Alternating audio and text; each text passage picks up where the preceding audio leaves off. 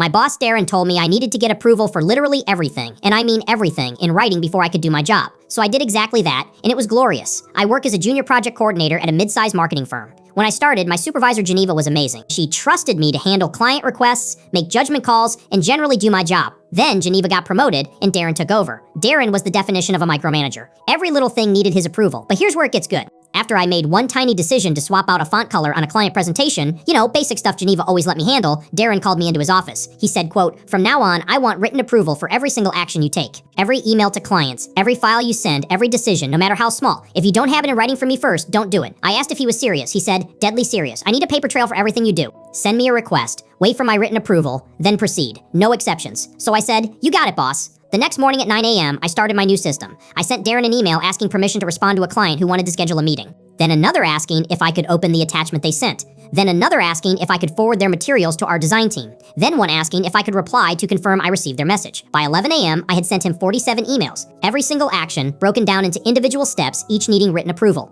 Darren's inbox was exploding, but I wasn't done. When he didn't respond within an hour, I couldn't do my work, right? So I forwarded each unanswered email back to him with, "Following up, still waiting on approval for this action," in the subject line. By 2 p.m., I had sent over 90 emails. Our clients were getting radio silence because I was just sitting there following his rule perfectly. Other team members started asking why projects were stalled. I'd forward them Darren's directive email. Around 4 p.m., Darren stormed over to my desk looking frazzled. He said I was being ridiculous. I pulled up his email on my screen and said, "I'm following your instructions exactly. You said every single action needs written approval first. I'm just making sure I have that paper trail you wanted." He tried to backtrack, saying I should use common sense. I reminded him he said no exceptions. His face went red, but he couldn't say anything because 3 of our senior partners had been copied on his original directive email, and they were now watching this play out. One partner, Vivian, called us both into her office. She asked Darren to explain his management strategy. He stammered through some excuse about accountability. She then asked me how many emails I'd sent. I said, 112 so far today, and I have about 60 more queued up for tomorrow's tasks.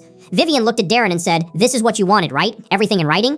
Then she told him to revise his management approach immediately and maybe learn to delegate like Geneva did. Darren never micromanaged me again. In fact, he barely talks to me now, which honestly is perfect. What's the most ridiculous rule a boss or teacher ever made you follow?